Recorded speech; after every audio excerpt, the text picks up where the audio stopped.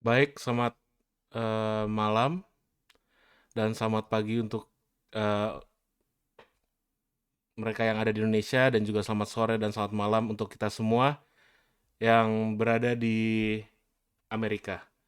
Pas saat ini Pendeta Rantung sedang ada tugas untuk di GC, tapi Stephen Rantung sudah menyiapkan bahan untuk kita, untuk diskusi kita, dan ada pendeta-pendeta seperti pendeta Rantung senior juga, ada juga pendeta muda Tulus Nenggolan yang akan bantu kita pada saat diskusi dan pertanyaan. Baiklah, untuk memulai acara kita akan mendengarkan sebuah lagu dan Pendeta Stephen akan membukanya dengan doa dan juga dengan materi pembahasan dari diskusi kita pada malam hari ini.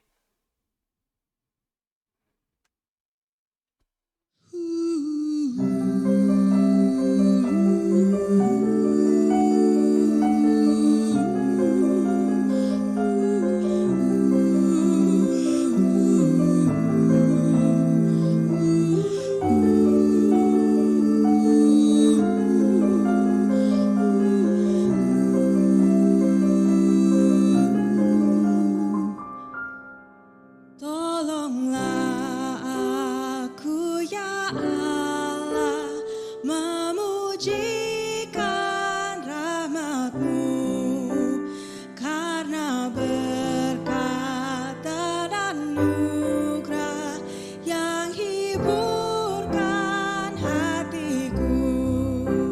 Tolong ajar aku Tuhan, lagu saleh di surga, agar aku muliakan penebus manusia.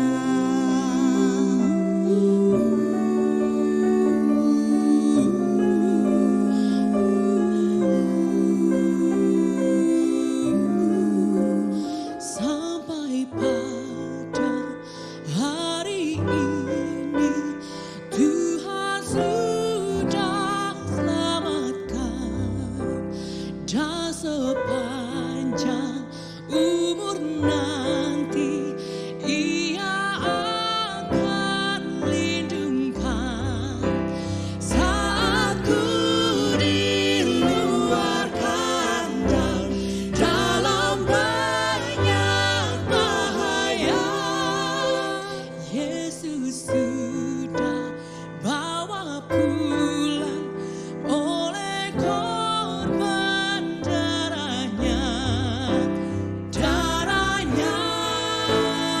Aku sangatlah berhutang pada Juru Selamatku, karena segala kasih sayang dan berkat-Nya padaku. Sungguh lemah aku ini, ya penebus Tuhanku. Sekarang aku serahkan diri dan jiwaku padamu.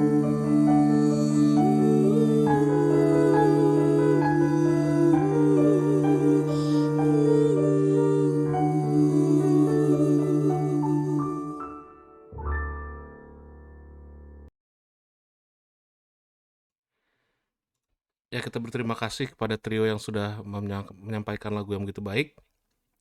Pada saat ini kita akan mendengarkan pembahasan sekolah sahabat kita yang akan dibawakan oleh Pendeta Rantung.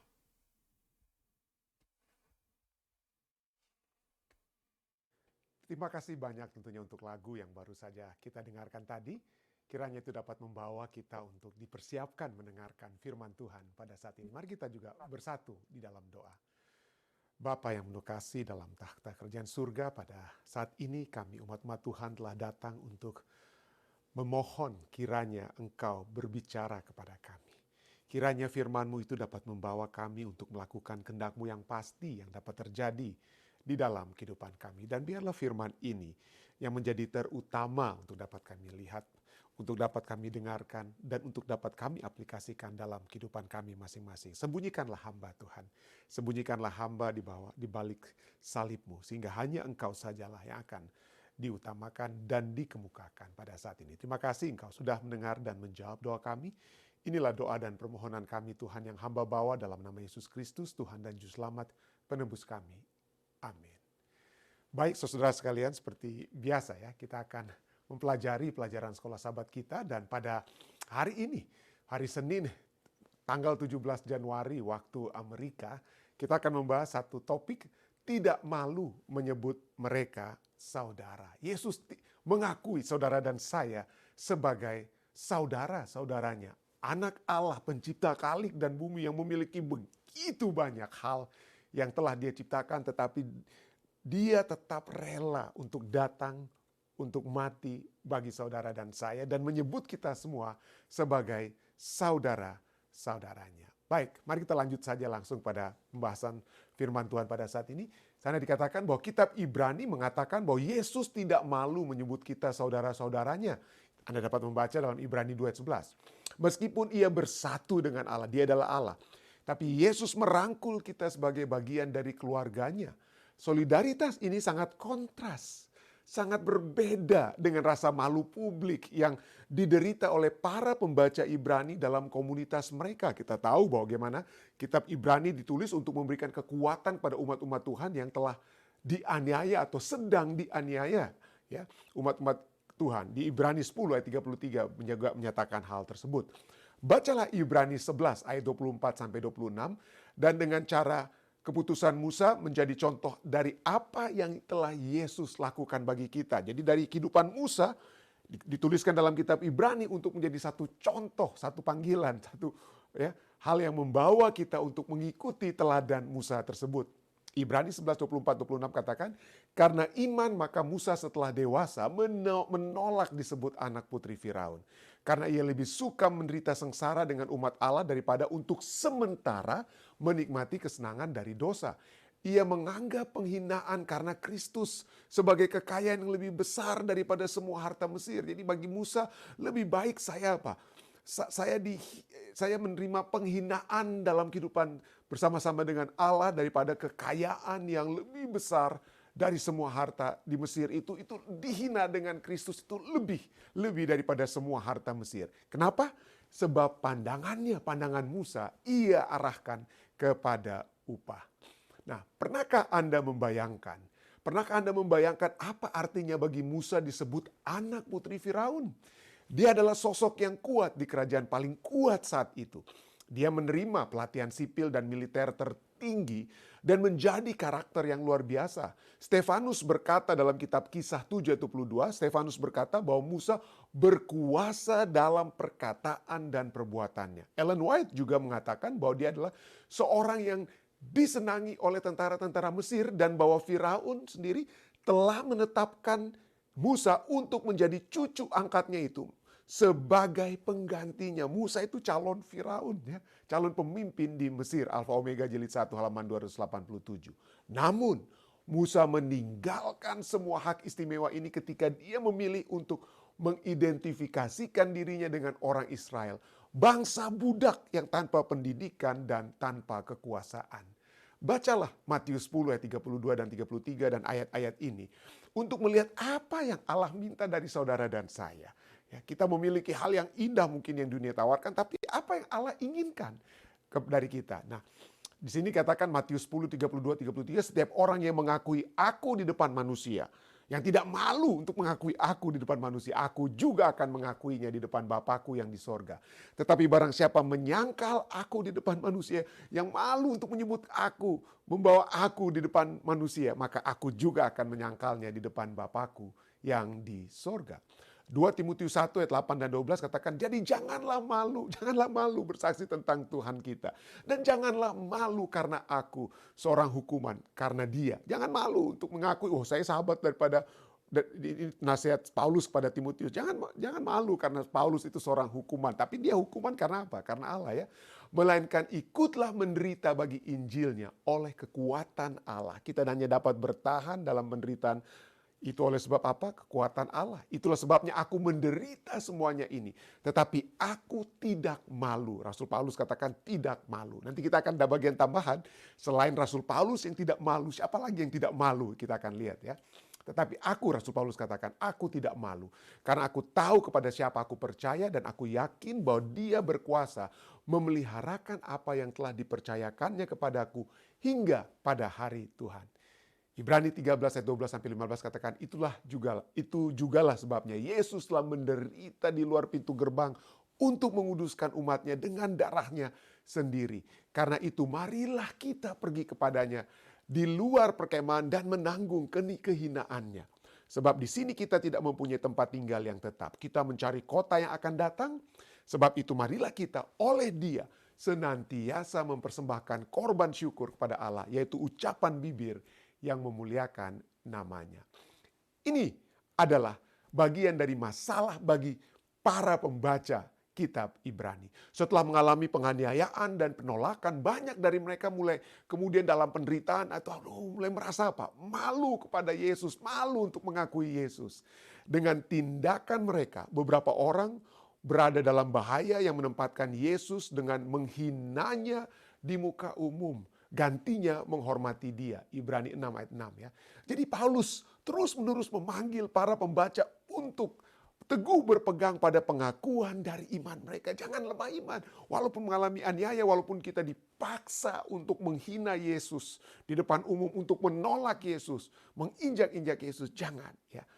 Ibrani 4 ayat 14 dan Ibrani 10 ayat 23. Jadi inilah bagian daripada umat-umat Allah ya. Kita dihina dan lain sebagainya ya, sebagai pengikut Kristus. Saya ingat waktu masih di Cakung ya, di Pulau Gebang di Jakarta, waktu kami pindah dari Jatinegara, pindah di rumah di Cakung. Wah, sahabat-sahabat saya di sekeliling itu, waduh, begitu mereka mengetahui saya atau kami sebagai orang Kristen, wah, maka Anda bisa membayangkan apa yang terjadilah, yang apa mereka katakan menghina kami. Tapi kita tidak perlu merasa berkecil. Kenapa kita tidak perlu berkecil? Nanti kita akan lihat ya.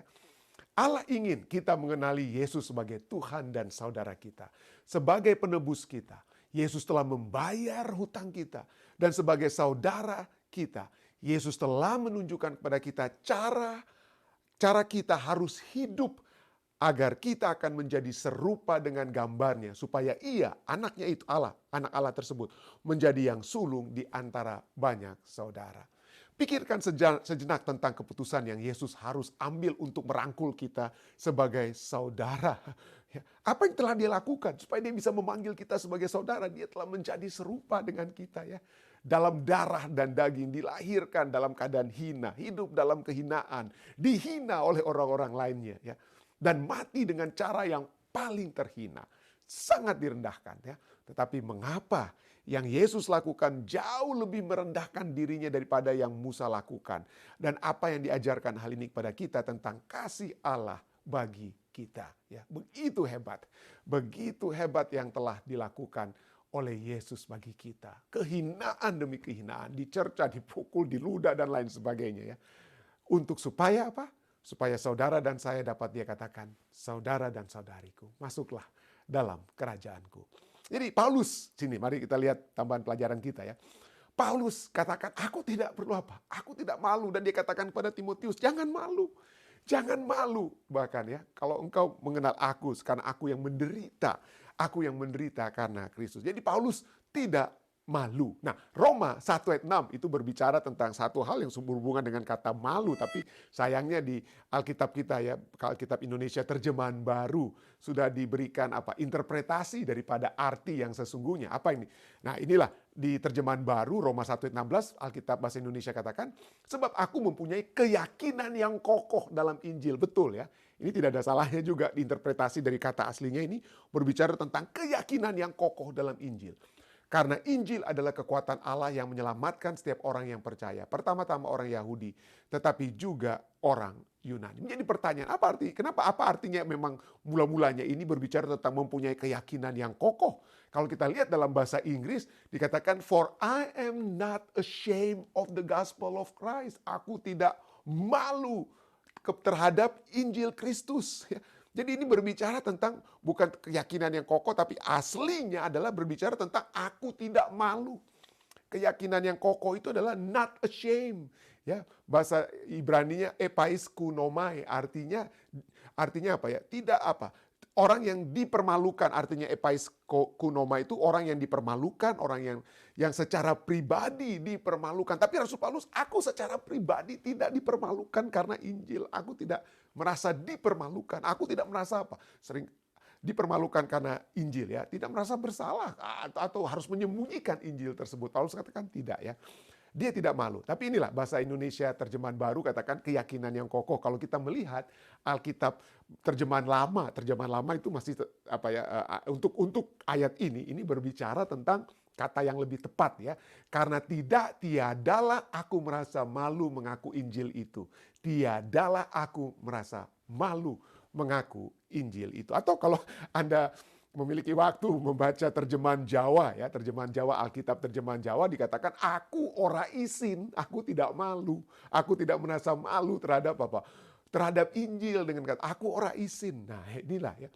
Nah, kenapa? Apa artinya malu ya? Atau dalam konteks ini malu terhadap Injil. Nah, kata malu itu sendiri adalah satu perasaan apa? Dikata feeling of humiliation. Kita merasa direndahkan ya.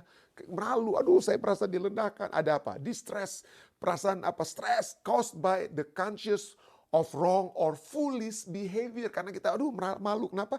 Karena mungkin keyakinan kita yang tadinya kita anggap betul, salah ternyata. Apa yang kita pikirkan tentang diri kita begitu hebat, atau kita rupanya nggak hebat. Udah jadilah kita apa ya? Jadilah kita malu ya. Merasa malu ya.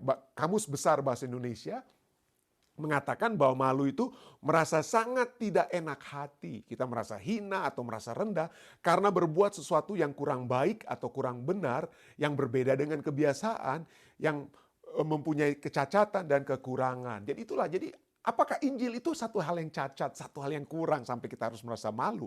Tadinya bagi orang-orang Ibrani, mereka memegang Injil, tapi kemudian pada saat mereka menghadapi, dipecatlah mereka dari pekerjaan mereka, disiksalah mereka secara fisik dan lain sebagainya. Mereka lihat, loh orang lain kok hidupnya lebih enak daripada kita yang umat Tuhan yang menderita. Mulailah mereka merasa apa? Mungkin ada yang kurang dengan Injil ini. Ada yang cacat dengan Injil. Kok orang lain lebih baik daripada kita yang percaya Injil. Jadi Rasul Paulus katakan, jangan malu terhadap kebenaranmu ya.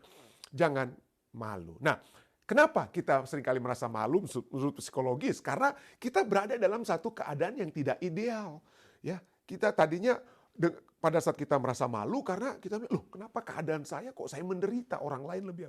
Jadi apakah Injil ini akhirnya malulah kita untuk mengakui kita memiliki apa ya? Malulah kita mengakui kita memiliki Injil. Jadi inilah, shame is a painful emotion that responds to sense of failure to attain some ideal state. Kita malu, aduh. Seperti mungkin kalau dalam kisah-kisah di Sumatera Barat ya, Malin Kundang, kita tahu kisahnya. Bagaimana Malin Kundang, dia bekerja hanya untuk ibunya karena ayahnya meninggal waktu dia kecil. Lalu pada satu saat dia bekerja, tiba-tiba ada perampok yang merampok satu kapal di dekat desa mereka yang berada di pinggir pantai. Lalu kemudian Malin Kundang membantu para pedagang kapal tersebut dan mengusir, istilahnya berhasil mengusir perompak ya, atau perampok ya. Lalu kemudian dia dipanggil oleh para pedagang itu untuk menjadi rekan mereka, dan lalu ya pergilah Malin Kundang, diizinkan oleh ibunya, pergilah dia di perantauan, jadilah dia sukses, jadi dia kaya, jadi dia menikah dengan istri, jadi begitu hebat. Tapi dia lupa untuk apa? Dia lupa untuk pulang kampung, untuk pulang panggil ibunya. Kenapa? Karena dalam keadaan miskin ya. Mereka dalam keadaan miskin dan sekarang dia sudah menjadi kaya raya. Sampai kemudian, Anda tahu kisahnya ya. Sampai kemudian dia pulang, satu waktu, bukan pulang secara sengaja, tidak sengaja dia pergi lalu kemudian singgah di tempat yang ternyata itu adalah tempatnya dahulu. Lalu kemudian ibunya kenal sekali dia. Kenapa? Karena ada tanda di tangannya, ada cacat di tangannya. Lalu ibunya mencoba untuk datang pada dia, tapi Malin Kundang yang kaya dengan istrinya saat itu, wah dia lihat ini ibu apa nih, pengemis inilah. Dia tahu itu mungkin ibunya, tapi dia malu. Dia malu terhadap istrinya dan keluarga istrinya yang bersama-sama dengan dia di kapal tersebut setelah mereka turun ya. Lalu kemudian ini peminta-minta, ini bukan ibu saya. No, kamu ini Malin Kundang, lihat itu tanda di tanganmu. Wah, Malin Kundang tidak mau menerima. Dia usir, kamu ini pengemis, pergi kamu dari sini. Dia usir ya. ibunya. Malin kundang usir ibunya. Lalu ibunya kemudian berdoa. Aduh, dia minta maaf pada Tuhan. Kenapa dia mungkin telah salah mendidik atau apa ya. Dia berdoa kepada Tuhan. Dan setelah itu malin kundang merasa, loh kok tubuhnya rasa aneh. Lalu kenapa jadi rasa keras dia. Lalu dia terjatuh tersungkur. Dan kemudian kisah ini ya, kisah tradisi Sumatera Barat ini menyatakan malin kundang menjadi apa? Menjadi batu. Kenapa? Karena dia malu mengakui ibunya. Keadaannya yang sudah apa? Keadaannya sudah berbeda. Keadaannya sudah berbeda dan dia merasa malu kalau dia masih merasa seakan-akan bersama dengan ibunya itu hanya mengingatkan kemiskinan yang dia telah alami sebelumnya. Itu poin pertama. Jadi keadaan yang apa? Kita merasa malu karena keadaan yang kita rasa sepertinya tidak ideal. Tidak ideal kalau jadi orang Kristen. Malu, loh kenapa jadi orang yang kayaknya berbeda. Ini orang-orang dunia ini, wah enak seperti hidup mereka dengan pesta-pesta mereka. Kok kita harus apa tersendiri ya. Keadaan yang seakan-akan tidak ideal. Atau menurut penulis lainnya dikatakan bahwa kita merasa malu karena kita kehilangan kontrol. Kita kehilangan kontrol. Tadinya kita memiliki kontrol. Tadinya kita mungkin seperti apa? Mungkin seperti Musa. Dia memiliki apa? Dia memiliki posisi yang tertinggi. Tapi kemudian dia harus apa? Kehilangan kontrol seakan-akan. Ya. Jadi orang yang kehilangan kontrol, mereka akan merasa apa? Malu. Tadinya dia seorang kaya, jadi miskin. Malulah dia. Tadinya dia seorang terkenal, jadi tidak terkenal. Malulah dia. Tadinya dia pemimpin. Dia adalah ketua ini, ketua itu, tapi kemudian dia lengser, wah malu, jadi malu sekali ya. Jadi kehilangan kontrol membuat orang apa? Malu ya. Saya ingat waktu di Unclub ada, ya di zaman kami dulu masih ada lah dikenal yang jagoan-jagoannya ya di Unclub ya. Jadi ada satu mahasiswa ini udah hampir senior, dia memang paling ditakuti karena dia katanya jago berkelahi, ya, jago apa menggertak orang. Jadi orang nggak berani senggol sama jagoan tersebut, saya nggak usah sebut namanya, saya nggak usah sebut. Tapi dia menjadi teror. Jadi dia, karena dia tahu nggak ada yang berani sama dia, jadi nggak ada yang berani dekat-dekat. Jadi kalau dia main bola, misalnya kalau dia kasar, ya itu wajar-wajar kalau dia main kasar. Nggak ada yang berani komplain ya, wasit aja mungkin takut sama dia gitu ya. Sampai kemudian saya memiliki seorang sahabat, sama-sama kami masih masuk ya. Saya nggak usah sebut marganya, tapi namanya adalah Opi. Mungkin ada yang tahu ini dia kisah ini mungkin tahu ya, mengenal siapa itu Opi. Nah Opi ini anaknya kecil sekali, kecil dia lebih kecil dari saya, badannya juga kecil, lebih ringan tubuhnya ya. Tetapi dia itu adalah petinju sulut ya dalam kelas ringan lah apa. Tapi dia petinju, tapi orangnya tenang sekali, diam sekali, pendiam sekali. Lalu mainlah bola mereka, lalu kemudian Opi dikasari oleh jagoan ini. Lalu gantinya jagoan ini apa minta maaf atau apa, dia hina terus Opi. Sampai Opi bilang, jangan begitu. Oh, jagoan itu kenapa mau berkelahi? Oh, mau berantem? Oh, ya dia mulai pukul lah. Opi itu kecil tapi dia cepat sekali. Dia pukul sampai terjatuhlah jagoan Unclub tersebut ya. Jatuh lagi. Dan sejak saat itu jagoan itu bagaikan apa ya? Kucing basah ya. Lihat orang saja dia apa? Dia tadinya kalau dia jalan orang Manado bilang angkat kefe, angkat dia punya pundak gitu ya. Tapi begitu setelah dia kalah dia jadi mungkin dia merasa malu sekali karena apa? Kontrolnya hilang. Tadinya dia menguasai di asrama itu nggak ada yang berani korek dia. Tapi sekarang begitu lihat Opi saja dia udah kayak kucing apa ya. Karena dihajar oleh si Opi. Ya itulah ya orang kehilangan kontrol mungkin merasa malu. Nah apakah sebagai orang Kristen kita pertama kita memiliki keadaan yang apa? Yang tidak ideal seperti seperti definisi yang pertama atau kita kehilangan kontrol? Ya, Paulus katakan, justru kita sebaliknya. Sebagai orang Kristen, keadaan kita itu sangat ideal. Sebagai orang Kristen, kita memiliki kontrol yang luar biasa. Kenapa? Karena adanya Allah, anak Allah. Anak Allah yang akan terus menuntun kita. Itulah sebabnya Paulus katakan, tiadalah aku merasa malu. Ya, tiada aku merasa malu. Nah, Rasul Paulus, dia berbicara apa? Dia akan membawa Injil kepada orang Yahudi dan kepada orang Greka, di mana dia tidak akan malu-malu membawakan Injil. Ayat sebelumnya, dari Roma 1 ini, ayat 15 berbicara, dia akan pergi memberitakan Injil kepada mereka yang diam di Roma. Betul, Rasul Paulus itu lebih daripada rasul-rasul lainnya, karena dia orang warga negara Roma, ya dia lahir di Tarsus. Tapi Tarsusnya Rasul Paulus itu di Turki, itu apa ya? Itu istilahnya kerajaan Roma. Turki itu kerajaan Romawi tingkat 2. Tingkat yang pertamanya itu di Roma. Roma itulah Washington DC-nya. Washington DC-nya kerajaan Romawi. Ya. Pusat kotanya itu Jakartanya. Rasul Paulus ya mungkin ya sama-sama orang Roma, tetapi dia dari kampungnya orang Roma. Tapi dia katakan, aku tidak malu untuk membawa, ya. Aku tidak malu. Aku mungkin orang Indonesia, tapi aku tidak malu untuk berbicara dengan presiden Amerika sekalipun. Aku tidak malu untuk berbicara dengan orang-orang putih di Amerika sekalipun. Kita tidak perlu merasa malu karena keadaan kita bukan keadaan yang tidak ideal. Bukan karena kita tidak memiliki kontrol. Rasul Paulus apa ya? Tidak malu untuk memberitakan Injil di pusat dunia sekalipun. Walaupun keadaannya, ya, dia tidak memiliki keadaan dari sudut pandang manusia, dia tidak ada apa-apanya. Dari sudut pandang manusia, dia tidak memiliki kontrol. Ya, tidak memiliki kontrol. Apa contohnya? Contohnya keadaan yang tidak ideal, yang tidak memiliki kontrol itu, dia lebih banyak apa? Dianiaya. Jadi ada orang yang pukul-pukul dia, hina dia. Dia tidak memiliki kontrol itu semua. Keadaannya tidak ideal. Aku lebih banyak, 2 Korintus 11, 23, 27. Aku lebih banyak berjeri lelah, lebih sering dalam penjara. Ya, ada yang lebih mengontrol dia di dalam penjara. Didera di luar batas, kerap kali dalam bahaya maut. 5 kali aku disesah orang Yahudi. Kayak nggak ada apa-apanya dia ya. 1 kali aku dilempari dengan batu, 3 kali mengalami kalam kapal. Sehari semalam aku terkatung-katung di tengah laut. Dalam perjalananku aku sering diancam bahaya banjir, bahaya penyamun. Nggak ada kontrol dia ya. Bahaya dari pihak orang Yahudi, dari pihak orang bukan Yahudi. Aku berjeri lelah dan bekerja berat. Kerap kali aku tidak tidur, aku lapar dan dahaga. Kerap kali aku berpuasa kedinginan dan tanpa berpakaian. Ini kan orang yang tidak ideal ya. Yang tidak ideal keadaannya, yang tidak memiliki kontrol. Ya, setiap kali dia dipukul, dikatakan 40 kurang 1 pukulan, ayat 24. 40 kurang 1. Kenapa?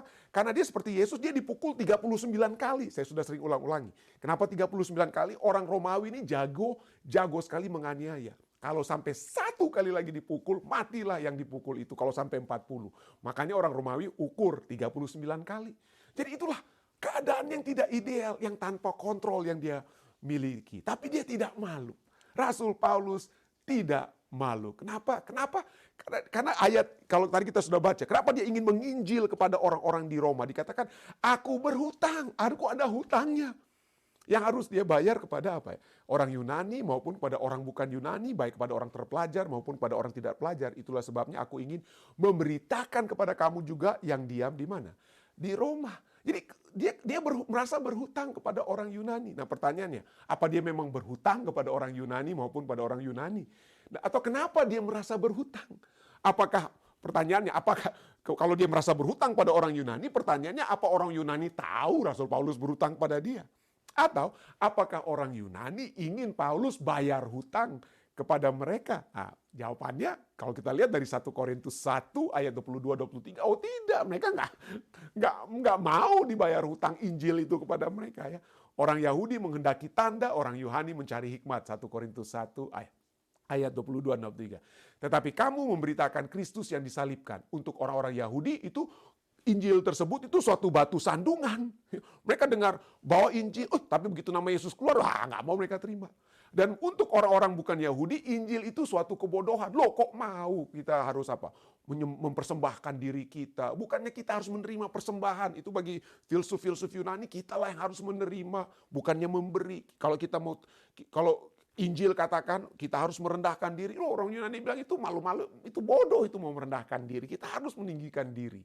Jadi ada begitu banyak filsafat-filsafat, pandangan-pandangan Yunani yang melihat orang Kristen ini loh, bodoh ini. Jadi orang Kristen ini bodoh, kok harus merendahkan diri, harus direndahkan, harus sacrifice, kita harus berkorban dengan tubuh kita, berpuasa, kok harus bayar perpuluhan, dan seperti itu kebodohan bagi orang dunia. Tapi Paulus katakan, aku tidak malu ya. Kenapa?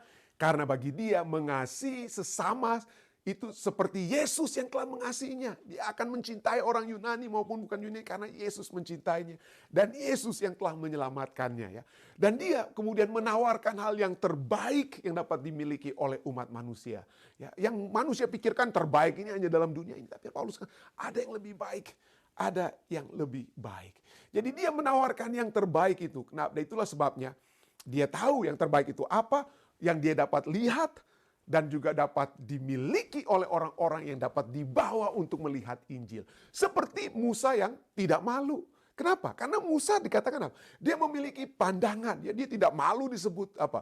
Dia menolak disebut putri Firaun. Dia lebih suka menderita dengan umat Allah daripada menikmati kesenangan dari dosa. Dia merasa penghinaan karena Kristus itu, dihina dengan Kristus itu lebih kaya, lebih hebat daripada semua harta di Mesir. Kenapa? Karena dia sudah melihat, Musa melihat. Dia melihat pandangannya diarahkan kepada satu kehidupan bersama dengan Tuhan.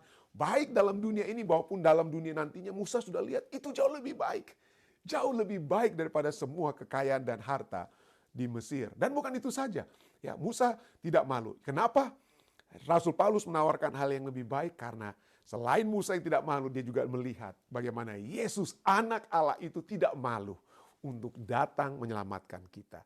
Ibrani 12 ayat 2 katakan, marilah kita melakukannya dengan mata yang tertuju. Dalam penderitaan Rasul Paulus katakan, dalam keadaan yang tidak ideal, kita kehilangan kontrol, kita mungkin merasa malu, tapi tengah-tengah rasa malu tersebut, marilah kita melakukannya dengan mata yang tertuju kepada Yesus, yang memimpin kita dalam iman, dan yang membawa iman kita kepada kesempurnaan.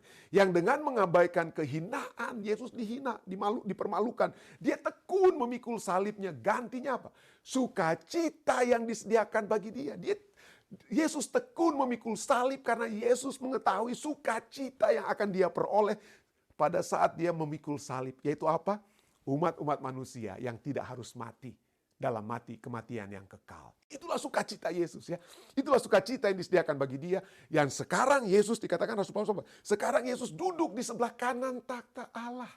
Jadi Rasul Paulus katakan, saudara-saudari sekalian yang ada di Indonesia saat ini, yang ada di Amerika, di mana saja. Jangan malu terhadap Injil. Jangan merasa kecil, kok kita menderita dalam dunia ini. Kok kita tidak kaya seperti orang lain. Kita tidak makmur seperti orang lain. Kok keadaan kita sakit dan lain sebagainya.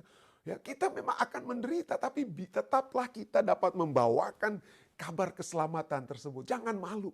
Bawa kepada semua orang. Siapapun Anda, jangan merasa kecil. Saya tidak berpendidikan, saya tidak sekolah, saya tidak memiliki kekayaan, saya tidak memiliki pengaruh dan lain sebagainya.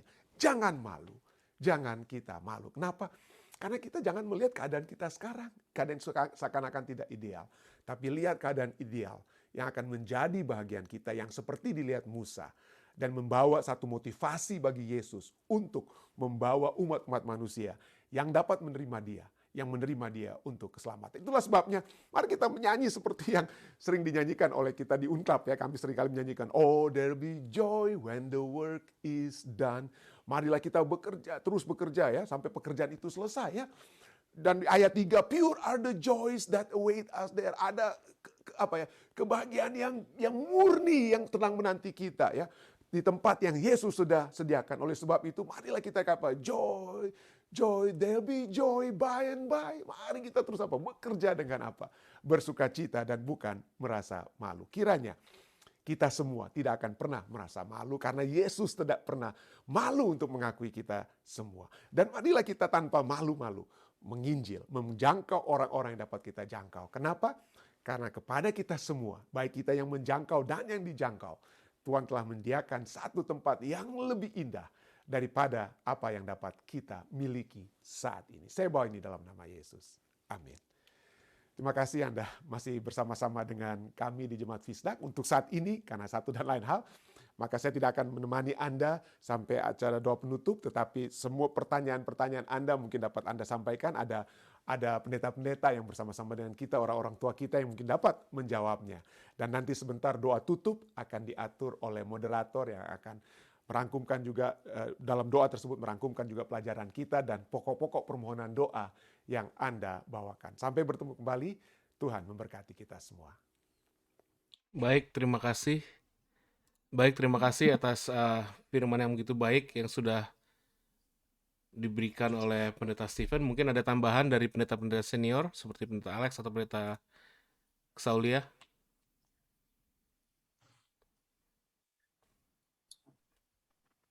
Terima kasih banyak, sangat lengkap ya Pendeta Rantung. No, silakan duluan saja. Sudah Pendeta, kita sudah lengkap buat saya. Ya, terima kasih. Oh.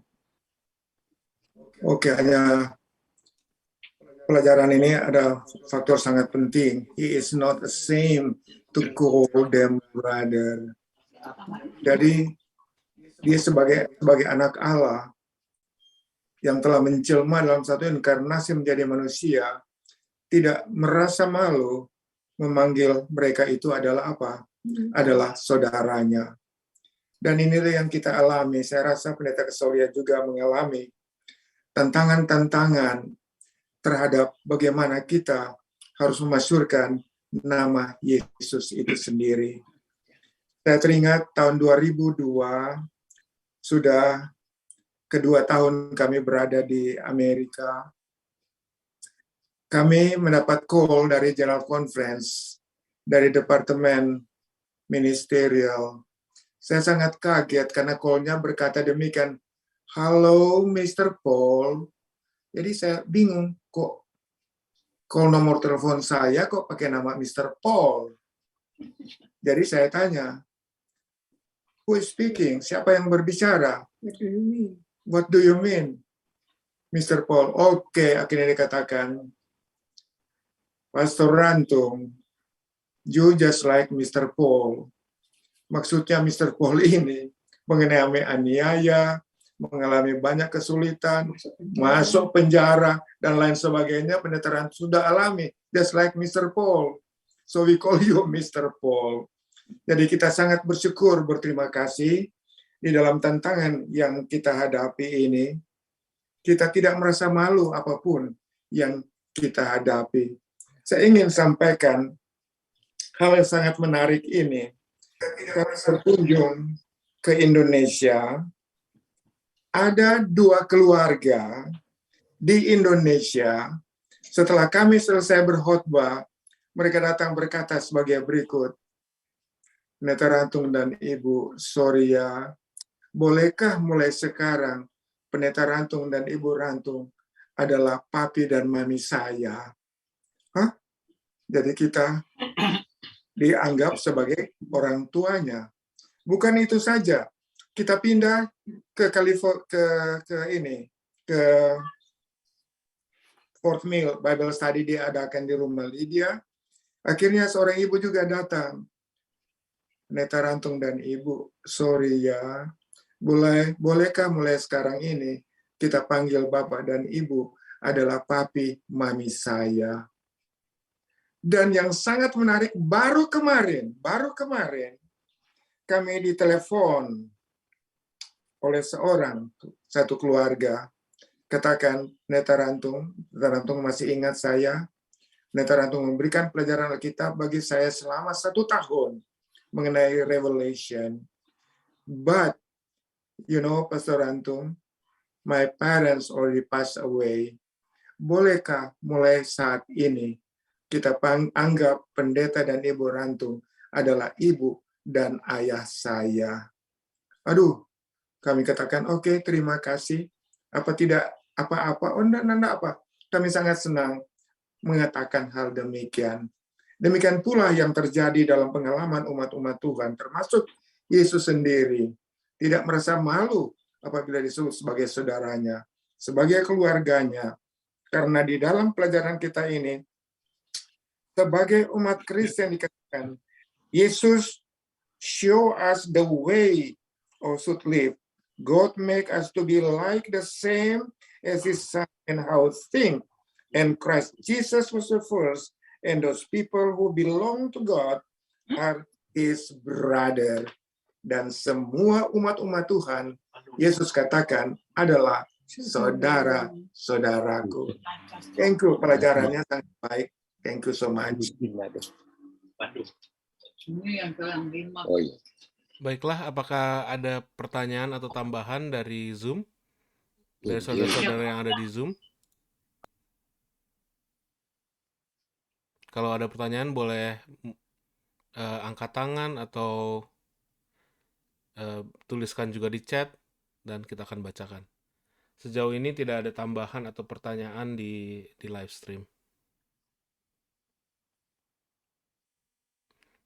Baiklah, kalau tidak ada tambahan atau pertanyaan, kita akan masuk ke bagian kedua dari kebaktian kita, yaitu kesaksian dan permintaan doa. Yang akan bawakan doa adalah Pendeta Muda Tulus Nainggolan. Jika ada kesaksian atau permintaan doa, boleh mengangkat tangannya dan kita akan doakan pada hari ini.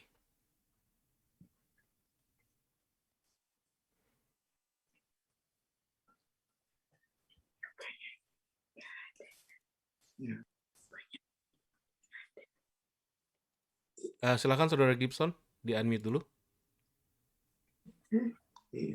Ya, saya ingin bersaksi sedikit Bapak. Boleh Pak? Ya, silakan Saudara Gibson. Ya, saya bersaksi bahwasanya selama ini saya mengikuti Zoom, saya menggunakan handphone dari anak saya. Jadi saya terus berdoa, dan melalui doa-doa kita, termasuk ajakan dari Bu Heni Suwondo yang mengajak saya selalu untuk mengikuti Zoom dan mengikuti apa yang disarankan beliau lewat firman-firman Tuhan, karena kerinduan saya untuk mengikuti firman Tuhan yang sebenarnya, yang bagus, termasuk saya bisa mengenal itu hari Sabat. Jadi ini suatu hal yang luar biasa. Tuhan memberkati dengan cara diberikan oleh Tuhan sebuah handphone buat saya yang sekarang. Akhirnya saya bisa menggunakan handphone. Tuhan itu luar biasa. Terima kasih. Amin. Amin. Baiklah, ada lagi kesaksian atau permintaan doa?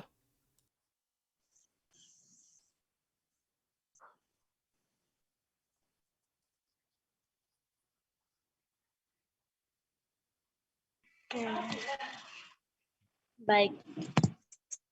Selamat pagi dari Papua. Saya dari Papua. Saya mau kasih kesaksian. Berapa hari kemarin saya melihat kondisi suami saya itu dia punya mental mulai menurun. Karena saya melihat dia sudah mengambil keputusan untuk mengikuti hari Sabat. Jadi saya melihat bahwa keluarganya mulai meninggalkan dia, dan saya merasa sebagai istri saya kadang kecewa tentang kenapa ini terjadi.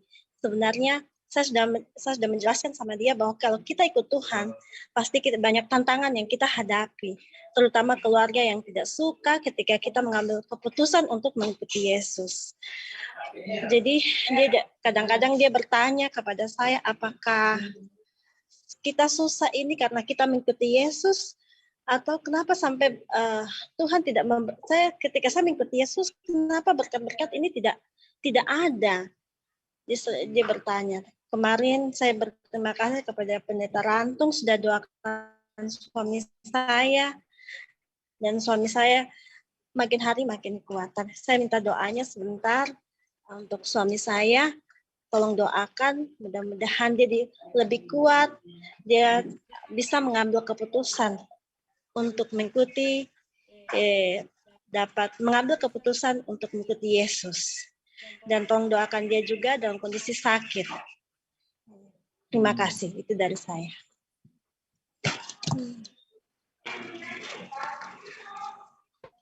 Baik, apakah ada lagi dari Zoom yang ingin memberikan kesaksian atau permintaan doa?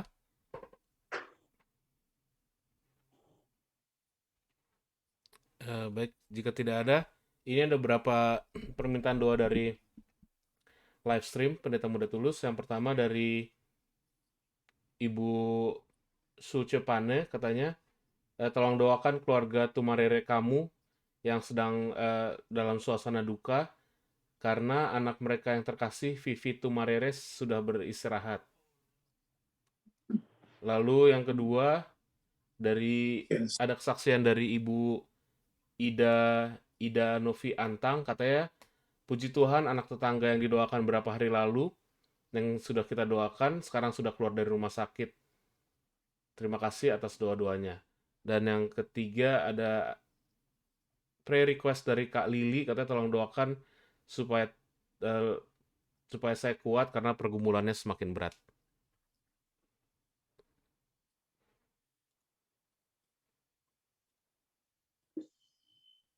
Baik, silakan Pendeta Mudat.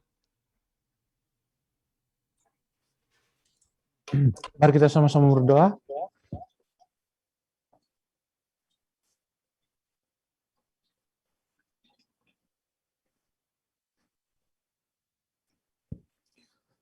Bapa Surgawi, Bapa yang mengasihi kami, Bapa yang selalu memberikan yang terbaik di dalam kehidupan kami.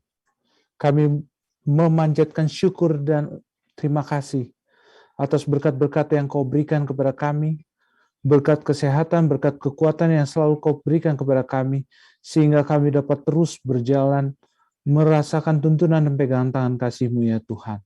Khususnya pada malam hari ini ya Tuhan, kami telah mempelajari pelajaran sekolah Sabat yang mengingatkan kepada kami semua ya Tuhan, sebagaimana Musa tidak malu mengakui Allahnya. Begitu juga Rasul Paulus tidak pernah malu menyatakan Injil kepada siapapun dia dapat katakan.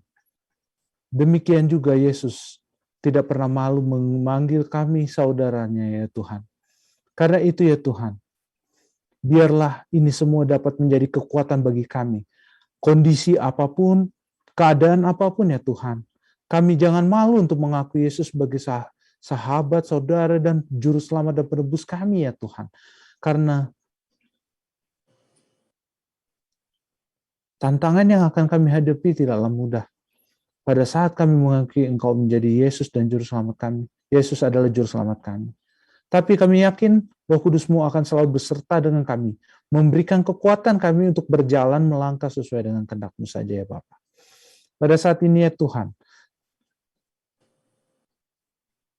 kami menyampaikan berbagai permohonan ya Tuhan, khususnya untuk para hamba-hamba Tuhan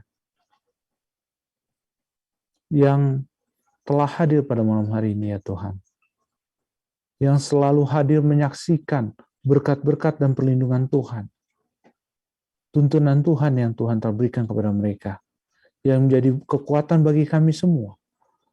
Bagaimana kami selalu mendoakan pendeta dan Ibu Pendeta Alex Rantung. Biarlah berkat dan kasih-Mu saja yang Kau selalu berikan kepada mereka. Kau berikan kekuatan, Kau berikan kesehatan, sehingga mereka dapat terus menyaksikan kasih Tuhan yang Tuhan telah berikan kepada mereka. Dan juga hamba-Mu juga berdoa ya Tuhan, untuk keluarga pendeta Kasalya. Tuhan berkati pendeta Kasalya dengan Ibu Pendeta. Biarlah Engkau selalu memberikan juga kesehatan dari surga, sehingga pendeta Kasalya dapat jadi alat-alat Tuhan untuk memberikan kekuatan bagi umat-umat Tuhan. Pada saat ini ya Tuhan, kami juga berdoa untuk pendeta kami, Pendeta Stephen Rantung yang tidak bersama-sama dengan kami pada saat ini ya Tuhan. Biarlah kasih-Mu saja yang bersama dengan dia. Penjagaan-Mu, kekuatan-Mu dasar surga akan menyertai dia, sehingga dia dapat melakukan yang terbaik untuk pujian bagi nama Tuhan dan kemuliaan bagi nama Tuhan saja. Berkati keluarganya ya Tuhan. Biarlah kasih-Mu saja menyertai mereka semua ya Tuhan. Pada saat ini ya Tuhan, kami berdoa untuk sahabat-sahabat kami yang sedang sakit ya Tuhan. Seperti Jili Raung yang Tuhan, yang pada saat ini dalam keadaan kurang sehat karena sakit urat sarafnya ya Tuhan. Biarlah Engkau datang melawat dia, memperhatikan dia dan memberikan kesembuhan kepadanya ya Tuhan. Bapa Surgawi, kami juga mendoakan Vita Yunusi yang pada saat ini dalam keadaan kurang sehat. Michael Yunusi yang pada saat ini, biarlah Engkau melawat dia, mengetuk hatinya supaya dia dapat mau beribadah untuk sahabat ya Tuhan. Memelihara sahabat-Mu yang indah. Dan kami juga berdoa untuk pemulihan dari adik dari saudara kami Gibson Tampu Bolon ya Tuhan. Biarlah tangan-Mu yang ajaib itu dapat memulihkan dia, menyembuhkan dia. Seperti juga sahabat-sahabat kami yang lain yang Engkau telah pulihkan. Seperti bagaimana kesaksian dari Ida Novi Antang yang telah bersyukur ya Tuhan karena kasih-Mu yang ajaib telah menyembuhkan tetangganya ya Tuhan, sehingga pada saat ini tetangganya dapat kembali ke rumah dan keluar dari rumah sakit ya Tuhan. Pada saat ini ya Tuhan, kami juga mendoakan sahabat-sahabat kami yang lain yang sakit, seperti Ronald Walayan, Alden Syihotang, dan juga Kajian Rondunuwu. Biarlah kasih-Mu saja bersama-sama dengan mereka ya Tuhan. Engkau melawat mereka, Engkau memulihkan mereka, sehingga pada saat-saat berikutnya kami dapat bersukacita, memuji dan memuliakan nama-Mu. Pada saat ini ya Tuhan, kami mendoakan perjalanan dari keluarga Worang dan keluarga Pendeta Paruntu, dari Colorado menuju ke California dan lanjut akan ke Indonesia. Biarlah Engkau menuntun mereka ya Tuhan, sehingga mereka dapat tiba dengan selamat di Indonesia ya Tuhan. Pada saat ini ya Tuhan, kami juga berdoa untuk berita duka cita yang dialami oleh keluarga Tumarere Kamu, yang berduka cita karena beristirahatnya anak mereka Vivi Tumarere ya Tuhan. Tuhan, biarlah Roh Kudus-Mu saja yang memberikan kekuatan penghiburan kepada keluarga ini ya Tuhan. Sehingga kekuatan dan pengharapan dari surga akan menyertai mereka. Dan mereka dapat mengetahui bahwa Engkau hadir di tengah-tengah mereka. Pada saat mereka berduka, Yesus ada di tengah-tengah mereka. Dan dapat memberikan kekuatan bagi mereka. Pengharapan satu saat nanti, mereka dapat kembali bertemu dengan Vivi Tumarere pada saat Yesus datang yang kedua kali ya Tuhan. Dan juga ya Tuhan, kami juga berdoa untuk silent request yang disampaikan oleh Kak Lana Nicole, Tante Omi, dan Opa Oma Lalaki ya Tuhan. Biarlah Tuhan, biarlah Engkau mendengarkan seruan hati mereka. Biarlah Engkau dapat menyelesaikan segala permasalahan yang mereka hadapi, tantangan yang mereka hadapi ya Tuhan. Sehingga mereka pada saat-saat berikutnya dapat mengucapkan syukur karena kasih-Mu saja yang telah memberikan yang terbaik bagi mereka ya Tuhan. Kami juga mendoakan seluruh umat-umat Tuhan yang telah hadir di Zoom dan live stream ya Tuhan. Tuhan, pada saat kami memilih Engkau menjadi sahabat kami, pada saat kami memilih Yesus menjadi juru selamat kami, setan tidak pernah senang dan berbahagia ya Tuhan. Karena itu dia akan berusaha memberikan ujian, bahkan cobaan, yang akan kami hadapi hari demi hari. Tapi kami yakin ya Tuhan, Engkau tidak pernah membiarkan kami sendiri. Bagaimana janji-Mu, Engkau akan menyertai kami sampai pada kesudahan. Bagaimana itu dinyatakan di dalam kitab Wahyu. Bagaimana Engkau berada di tengah-tengah kami. Pada saat kami berduka, pada saat kami bersedih, pada saat kami sepertinya tidak ada jalan keluar, tapi Engkau memberikan kami jalan keluar. Karena itu ya Tuhan, Engkau penyertaan-Mu saja yang ajaib, yang dapat memberikan kekuatan kepada kami. Bagi umat-umat Tuhan, baik yang ada di Zoom dan live stream, biarlah berkat-berkat dari surga akan selalu menyertai kami semua ya Tuhan. Sehingga kami dapat terus menyaksikan kasih Kristus, dapat menyatakan bahwa Yesus akan segera datang, akan segera kembali bagi orang-orang di sekitar kami, sehingga mereka pun dapat memiliki pengharapan yang sama, kekuatan yang sama yang kami miliki pada saat ini. Terima kasih Tuhan, karena kasih-Mu yang selalu menyertai kami, karena kekuatan-Mu yang Kau berikan kepada kami. Hamba-Mu juga tak lupa mendoakan atas kesaksian-kesaksian yang telah kami dengarkan, baik dari Tante Vita Yeni dan juga dari Gibson Tambolon. Biarlah Tuhan, mereka selalu dikuatkan dari hari demi hari pada saat mendengarkan firman Tuhan, sehingga kami dapat bersama-sama bertumbuh, saling menguatkan, dan biarlah nama Tuhanlah yang dipermuliakan melalui kehidupan kami. Kami landaskan doa ini dalam nama Yesus yang telah menjadi juru selamat dan penebus kami, yang akan segera kembali di awan untuk menjemput kami yang setia. Amin. Amin. Pendeta-pendeta yang sudah berikan tambahan doa dan juga saudara-saudara telah memberikan kesaksian. acara kita sudah selesai sampai pada saat ini. Tapi jika Anda ingin mendengarkan ulang, maka rekaman ulang dari semua kebaktian kita tersedia di YouTube channel Fisdak, yaitu Fisdak New Jersey, atau di Facebook di dalam playlist Kitab Ibrani. Sampai berjumpa besok. Jika Anda merasa terberkati dengan kebaktian-kebaktian ini, mari kita share dengan teman-teman dan saudara kita, sehingga makin banyak orang yang terberkati. Kita akan kembali dengan Pendeta Rantung besok di jam yang sama, jam 7.30. Tuhan memberkati kita semua. Terima kasih. Amen. Amen. Thank you. Thank you semuanya.